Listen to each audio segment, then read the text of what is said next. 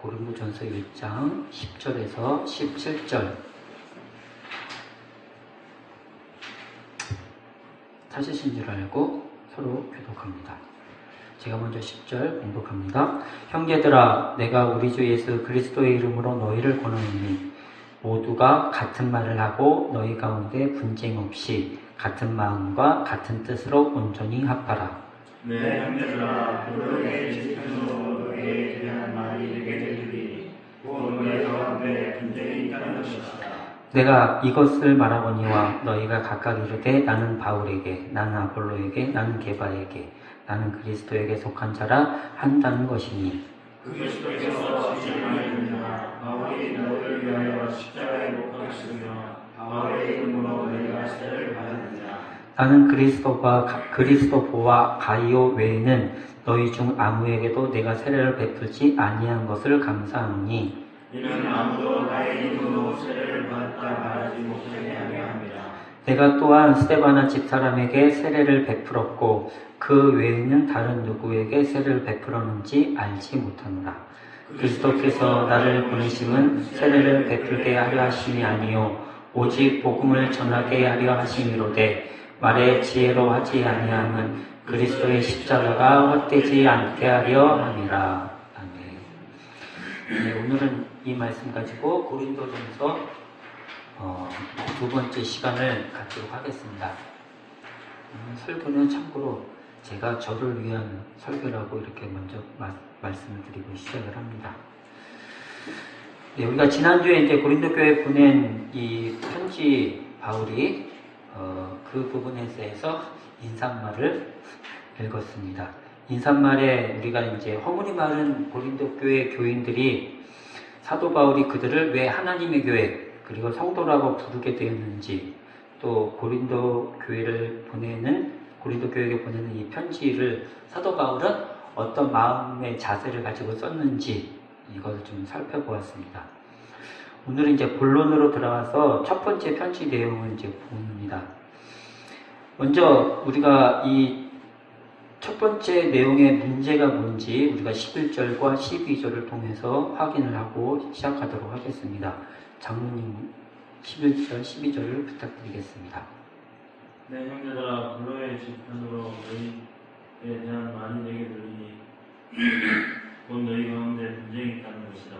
내가 이것을 말하거니와 너희가 각각 이르되 나는 바울에게, 나는 아볼로에게, 나는 게바에게, 나는 그리스도에게 속한 자라 한다는 것이니.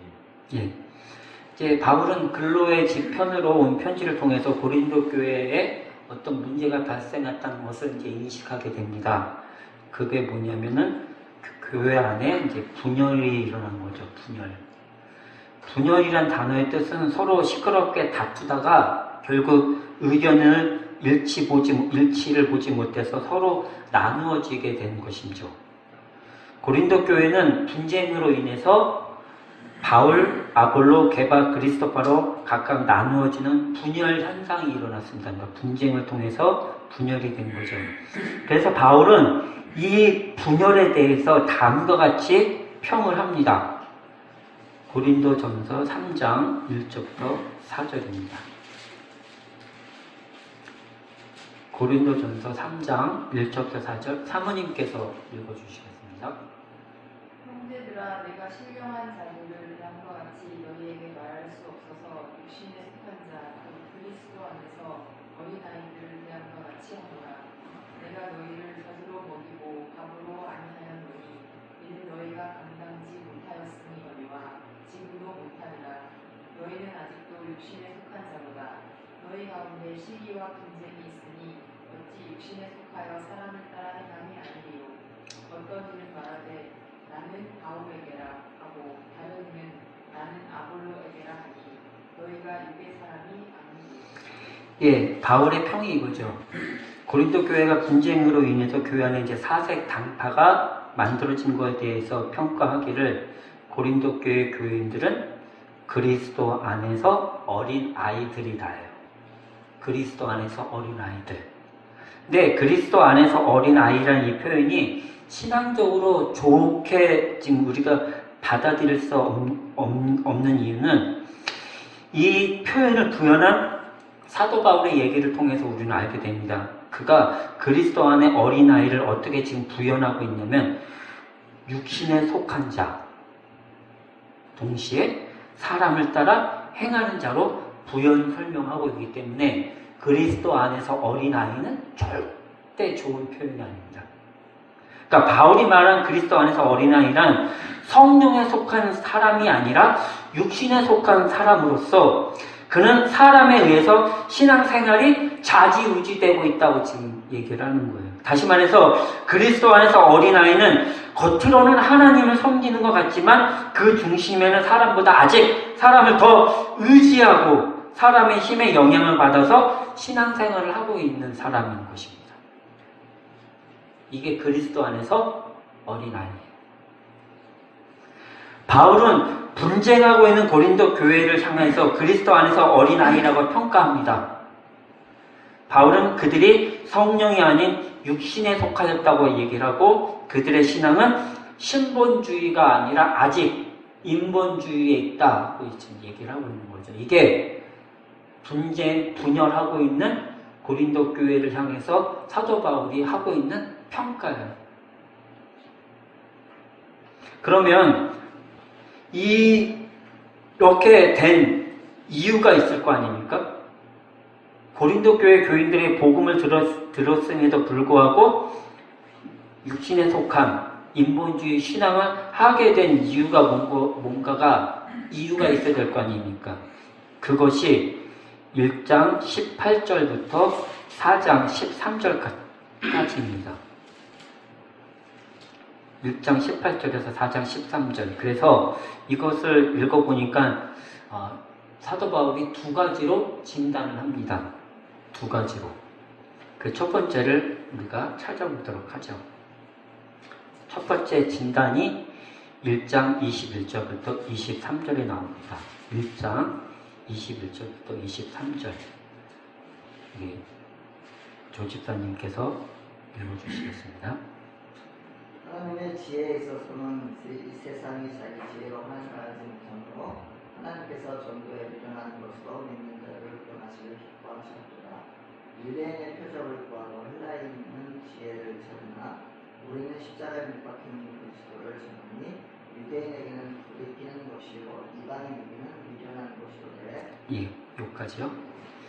보시면 이제 바울이 고린도 교인들이 자신이 전한 복음의 내용을 지금 오해했다고 지금 얘기를 하는 거예요. 그러니까 첫 번째 문제는 뭐냐면 고린도 교회 교인들이 복음을 오해한 것입니다. 바울은 고린도 교회 교인들이 자신이 전한 복음을 통해서 무엇을 알기를 원했냐면 십자가에 박힌 그리스도예요. 우리는 이것을 통해서 바울이 전한 복음의 핵심이 무엇인지를 알게 됩니다. 바울은 많이 복음 내용을 얘기했지만 그 핵심은 뭐냐면 그리스도와 십자가입니다. 우리 이렇게 요약을 할 수가 있어요. 그러나 고린도 교회 교인들이 마치 유대인이 표적을 구하듯이 또는 헬라인이 지혜를 찾듯이 바울이 전한 복음을 통해서 엉뚱한 것을 구하고 찾았다는 얘기예요. 엉뚱한 것을. 이는 고린도 교회 교인들이 비록 바울에게 복음을 들었지만 그 복음의 핵심에 빗나갔다는 것을 의미하는 것입니다. 다시 말해서 고린도 교회 교인들은 바울이 전한 복음을 통해서 그리스도와 십자가라는 핵심을 붙잡지 못했다는 거죠. 또는 그것을 잘못 이해했다는 것입니다. 그래서 이런 사단이 났다는 거죠. 2장 6절부터 8절을 보시겠습니다. 2장 6절부터 8절. 자, 우리가 계속 이제 찾아야 되니까 우리 김집사님께서 2장 6절 8절 읽어주시겠습니다. 그러나 우리가 온전한 자들 중에서는 지혜를 말하노니 이는 이 세상의 지혜가 아니요 또 이 세상에서 없어질 통치자들의 지혜도 아니요 오직 은밀한 가운데 있는 하나님의 지혜를 말하는 것으로서 곧 감추잡던 것인데 하나님이 우리의 영광을 위하여 만세전에 미리 정하신 것이다. 이 지혜는 이 세대의 통치자들이 한 사람도 알지 못하였나니 만일 알았더라면 영광의 주를 십자가에 못 박지 아니하였으리라. 예, 여기에서 보시면 바울이 뭐라고 얘기를 하냐면은 은밀한 가운데 있는 하나님의 지혜를 이야기를 합니다. 은밀한 가운데 있는 하나님의 지혜. 근데 하나님의 지혜가 뭐냐면요. 7절에 이렇게 나오죠. 하나님이 우리의 영광을 위하여 만세전에 미리 정하신 것이라고 얘기해요. 하나님의 지혜는 뭐냐면 하나님이 우리의 영광을 위해 만세전에 정하신 것이랍니다. 이게 은밀한 가운데 있다고 얘기를 하죠. 은밀한 가운데 있다는 얘기는 그래서 사람들은 이 세상의 누구도 이것을 알 수가 없다고 얘기를 합니다.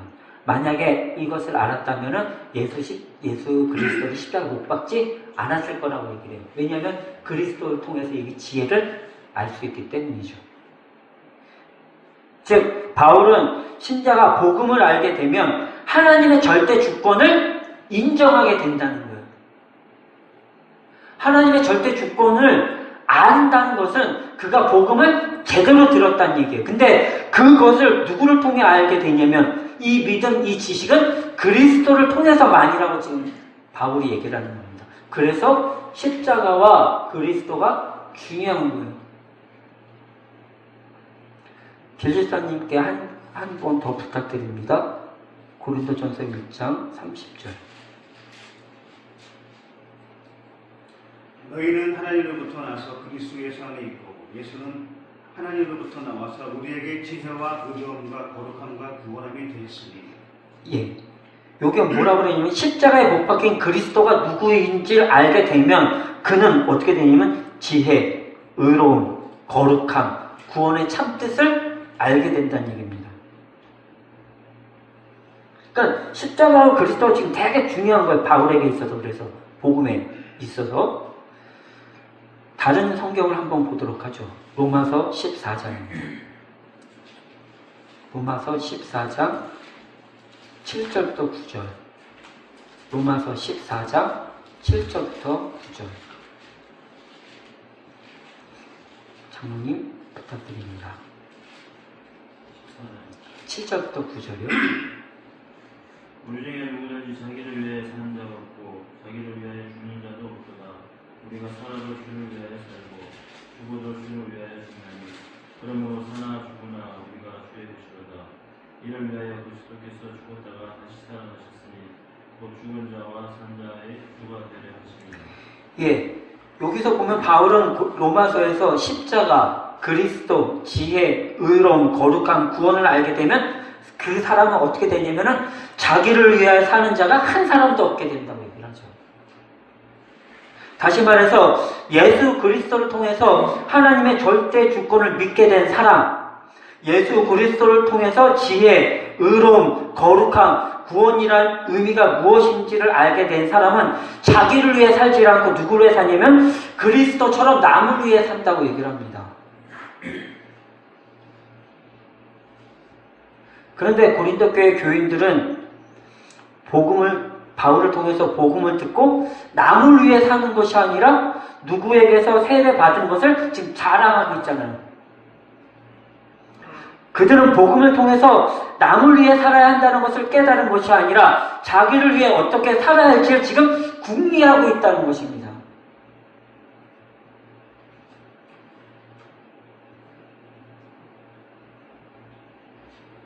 그래서 복음이 인본주의로 변절된 것을 사도 바울이 지금 책망을 하고 있는 거예요.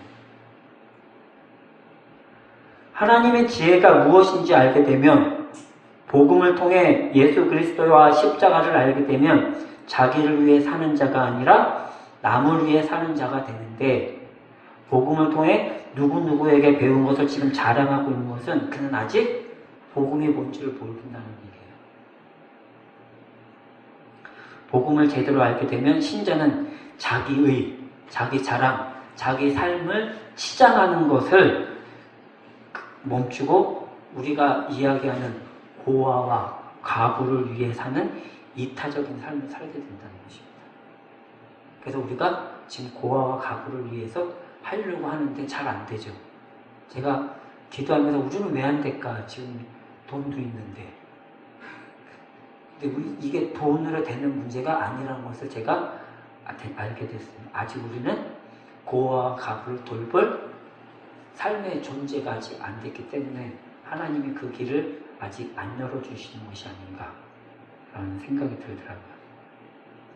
그래서 분쟁하고 사색당파가 된 고린도 교회 교인들을 보면서 바울이 진단하는 것은 복음을 통해서 철저히 자기의 삶을 살고 있다는 것을 지금 가르쳐주고 있는 거예요.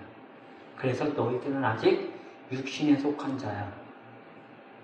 이렇게 얘기를 하고 있는 것입니다. 이게 첫 번째 진단이라면 두 번째 진단은 고린도전서 3장 10절부터 15절을 통해서 알려주십니다. 고린도전서 3장 10절부터 13절 3장 10절에서 13절 네. 읽어주세요. 내게 주신 하나님의 은혜를 따라 내가 지혜로 공직자와 같이 혀를 닦아주매 다른 이가 그 위에 세우나 그러나 각각 어떻게 그 위에 세울까를 조심할지니라. 이 닦아준 것 외에 윤히 다른 혀를 닦아줄 자가 없으니 이 혀는 곧 예수 그리스도라. 만일 누구든지 금이나 은이나 보석이나 나무나 풀이나 짚으로 이 혀 위에 세우면 각 사람의 공적이 나타날 터인데 그날이 공적을 밝히니 이는 불로 나타내고 그 불이 각 사람의 공적이 어떠한 것을 시험할 것입니다. 예, 잘 보세요. 10절에 보시면요, 바울이 복음을 통해서 고린도 교회 교인들 안에 예수 그리스도라는 터를 닦았다고 얘기를 합니다. 그래서 고린도 교회 교인들이 이제 뭘 해야 하냐면 다른 이와 함께 무언가를 그 터 위에다가 지금 세우라고 얘기를 해요. 우리는 이 다른 이를 일반적으로 사역자라고 얘기를 합니다. 사역자. 그때 뭐라고 얘기를 하냐면은 12절이죠. 12절에 나오죠. 만일 누구든지 금이나 은이나 보석이나 나무나 풀이나 짚으로 이 터 위에 세우면 각 사람의 공적이 나타날 터인데 그날의 공적을 밝힌다고 얘기합니다. 이는 불로 나타내고 그 불이 각 사람의 공적임이 어떠한 것을 시험할 것입니다. 이 말은 무슨 말이냐면 바울이 고린도 교회 교인들이 다른 복음 사역자들과 함께 예수 그리스도라는 터 위에다가 이제 세상의 것을 세우지 말라고 지금 얘기를 하는 거예요. 세상의 것을. 그것들은 주님께서 그날에 불로 시험하셔서 다 태워버려서 그것들이 의미 없음을 보여주시겠다는 것입니다. 그래서 우리는 이 말씀을 잘 묵상해 볼 필요가 있습니다. 그리스도 안에 있는 어린아이, 육신에 속한 자, 인본주의 신앙은 아직도 하고 있는 사람은 복음을 듣고 닦여진 그리스도라는 터 위에 뭘 하냐면 자기가 좋아하는 세상의 것을 세운다는 거예요. 그리고 비록 그것은 자신들이 신앙생활을 한다고 우기지만은 주님은 그것이 의미 없음을 보여주신다는 얘기입니다. 그래서 지금 사도 바울이 얘기하는 것은 헛된 욕심 부리지 마 라고 지금 권면하는 것이 아니라 거짓 신앙하지 말라는 거예요. 이거는 비슷한 것 같지만 완전히 다른 거예요. 욕심 부리지 마가 아니라 거짓 신앙 꾸미지 말라요.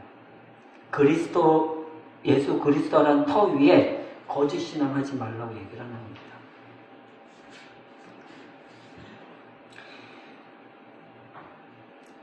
좀 더 볼까요? 14절, 15절. 만일 누구든지 그 위에 세운 공적이 그대로 있으면 상을 바꿔요. 그날에 불로 태우는데 공적이 남아있다는 것은 하나님께서 인정해 주신 거라는 거예요. 그럼 상을 받고 15절 누구든지 그 공적이 불타면 해를 받으리니 그러나 자신은 구원을 받되 불 가운데서 받은 것 같으리라. 자, 이게 굉장히 좀 중요한데 누구한테 지금 얘기를 하시는 거냐면 하나님의 교회, 성도, 고린도 교회 교인들에게 지금 하시는 말씀입니다. 공적을 태워버리는 사람들한테 지금 근데 얘기를 하시는 거예요. 여기서 자신은 구원을 받을 때 불 가운데서 받은 것 같으리라는 이 표현이 우리가 좀 잘 생각을 해 보아야 합니다. 우리는 이 말씀을 잘못 이해해서 예수 그리스도라는 터 위에 세상의 것을 쌓아도 구원은 받을 수 있다라고 이렇게 낙관적인 생각을 할 수 있다고 지금 생각을 할 수가 있다는 거예요. 소위 우리가 말하는 부끄러운 구원도 구원이다 라고 지금 낙관적으로 생각을 한다는 거예요. 부끄러운 구원이 무엇인지를 제가 지금부터 설명을 해드리려고 그래서 하는 것입니다. 사모님, 손말이 아직 딱딱 안 맞아요. 15절을 이렇게 세번역에서 이렇게 있어요. 세번역 성경이에요. 그것이 타버리면 상을 잃고 말 것입니다. 이 상은 구원입니다. 그런 사람은 구원을 얻어도 마치 불 속에서 간신히 헤쳐나온 것 같을 것입니다. 여기서 우리가 주목해야 될 것이 뭐냐면 불 속에서 간신이에요. 여기서 불은 주님이 주시는 이제 시험을 의미합니다. 그런데 불이라고 비유적으로 한 것은 뭐냐면 그 주님이 주시는 시험이 불처럼 힘들고 고통스럽기 때문에 그래요. 그러니까 부끄러운 구원을 받되 불 가운데서 받는다는 얘기는 뭐냐면은 하나님께서 그리스도 안에 있는 어린아이를 구원을 받게 하시기 위해서 지금 개입을 하시는 거예요. 개입을 하셔서 어떤 과정을 거쳐서 그가 십자가와 그리스도 하나님의 절대 주권 신앙을 믿게 하는 항복을 받아낸다는 얘기입니다. 구원, 믿음으로 의롭게 되는 것은 우리의 어떤 것으로 되는 것이 아니라 이것 갖고 되는 거잖아요. 하나님의 절대 주권 신앙, 그리스도와 십자가 아니면 안 된다는 그 신앙, 그 신앙이잖아요. 그 신앙을 받아내신다는 거예요. 근데 그 과정을 뭐라 그랬냐면 불 같은, 불 속에서 간신히 라고 지금 표현한 것입니다. 그게 부끄러운 신앙이에요. 그러니까 부끄러운 구원을 받되 불 가운데서 받는다는 것은 구원의 지금 낙관론을 가리키는 것이 아니라 하나님께서 택한 자는 어떻게 하시든지 반드시 구원하시겠다는 그 열심을 드러내는 것입니다. 근데 인간적인 그 관점에서 봤을 때 그리스도 안에서 어린 아이가 육신에 속한 자에서 성령에 속한 자로 넘어가는 그 힘든 과정을 이야기한 것입니다. 인생의 고난을 얘기한 거예요. 알아먹을 때까지 개입하시겠다는 것입니다. 그래서 그 유명한 3장 16절의 말씀이 이제 우리들에게 주어지는 거죠. 이런 의미 속에서 3장 16절을 보시면요, 이런 의미로 아마 다가오게 됩니다. 3장 16절. 너희가 하나님의 성전인 것과 하나님의 성령이 너희 안에 계시는 것을 알지 못하느냐. 그 유명한 우리의 몸은 하나님의 성전이고 우리 안에 성령이 계신다는 말씀이 그래서 나오는 것입니다.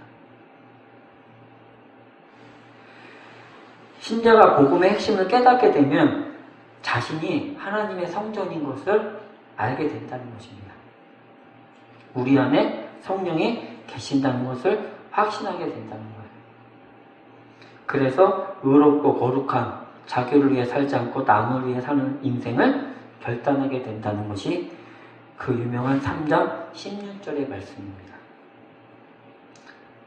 근데 고린도 교회 교인들은 사도 바울의 복음을 듣고도 그걸 모르는 거예요. 자신의 몸이 뭔지를. 그래서 그들은 그리스도라는 터 위에 자기의 것을 세워버린 것입니다. 그래서 여전히 그는 육신에 속한 자입니다. 사람을 따라 신앙하는 자입니다. 근데 하나님이 내가 너를 불 가운데서라도 분명히 고쳐줄 거예요. 그래서 고린도 교회 교인들은 하나님의 교회, 성도가 되는 것입니다. 그러면 이 문제를 어떻게 수습하시는지 보면서 이제 설교를 마치도록 하겠습니다. 고린도전서 1장 10절입니다.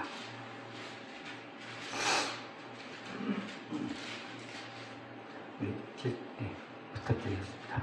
형제들아, 내가 우리 주 예수 그리스도의 이름으로 너희를 권하노니 우리가 같은 말을 하고 너희 가운데 분쟁이 없이 같은 마음과 같은 뜻으로 온전히 하사라. 예. 이제 바울이 분쟁하여 분열된 고린도 교회 교인들에게 같은 말, 같은 마음, 같은 뜻으로 온전히 합하라고 권면합니다. 이것이 고린도 교회 교인들에게 주는 첫 번째 문제에 대한 답이에요. 근데 이 권면을 통해서 바울이 고린도 교회에게 원하는 것이 교회의 싱크율이라는 말이 있잖아요. 싱크율. 이 싱크율 100%를 지금 원하는 게 아닙니다. 바울은 생각이 0.5의 오차도 없이 완전히 일치하는 것을 지금 고린도 교회 교인들에게 바라고 있는 게 아니에요.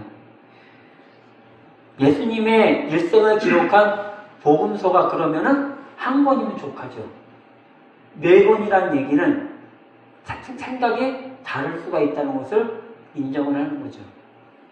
사도 바울이 자기의 복음 전도 여행에 마가를 대동하는 것에 대해서 바나바와 다툼을 일으키죠. 그래서 결국 그 둘이 따로 가게 됩니다.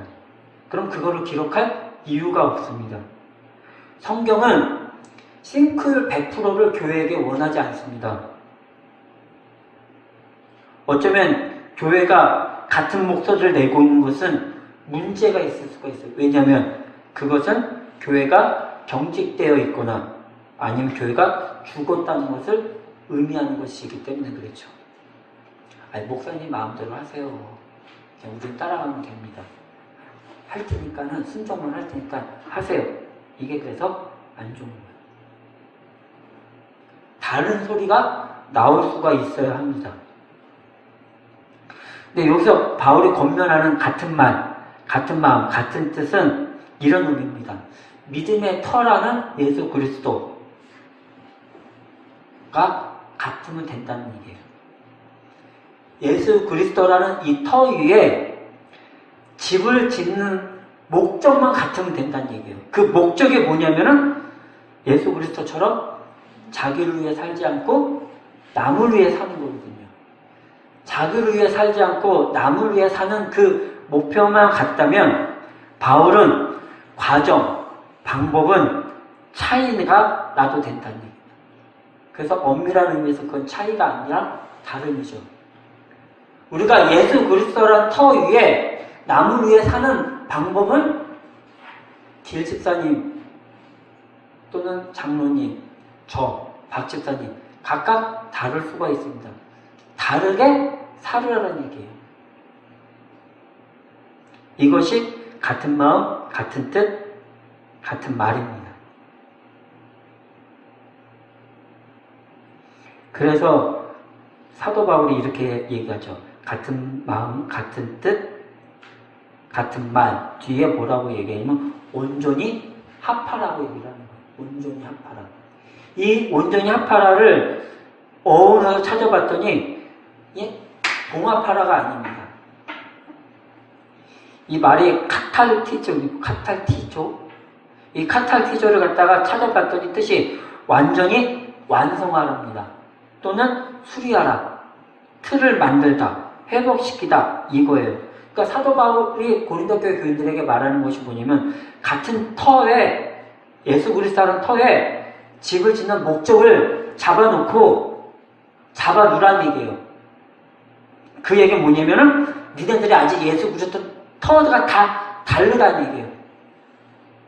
지금 질집사님이 갖고 계신 그 터와 조집사님이 가지고 계신 터가 다르든가 아니면은 그 터라는 그 터는 같지만은 세우고 있는 목적이 지금 다르다는 얘기예요.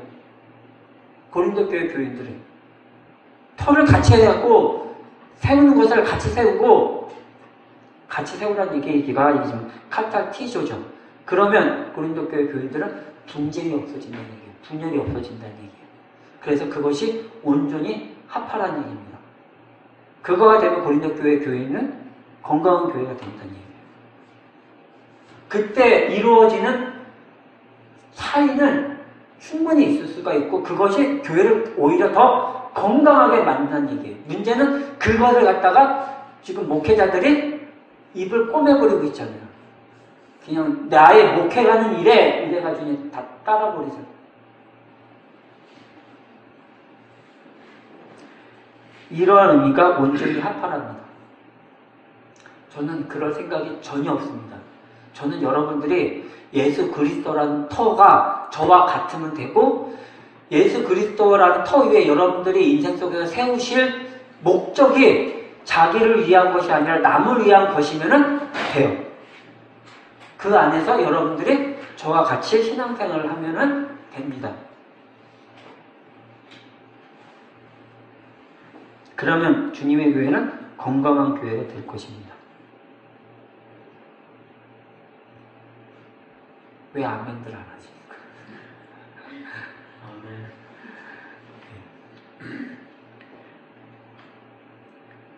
교회는 예수 그리스도의 터를 굳게 붙잡아야 됩니다.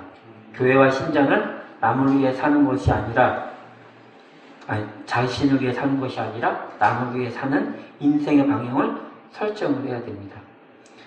그 이야기가 우리가 지금 읽고자 하고 있는 부부 제자도에 그대로 스며들어 있어요. 잘 한번 읽어보시기 바랍니다.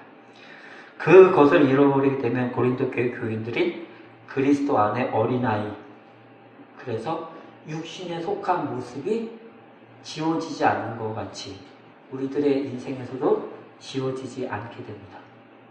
그러므로 우리는 예수 그리스도는 터를 온전히 붙잡고 남을 위해 사는 인생의 목표를 삼아서 여러분들의 신앙을 건강하게 하시고, 그래서 우리들의 교회가 건강하게 되기를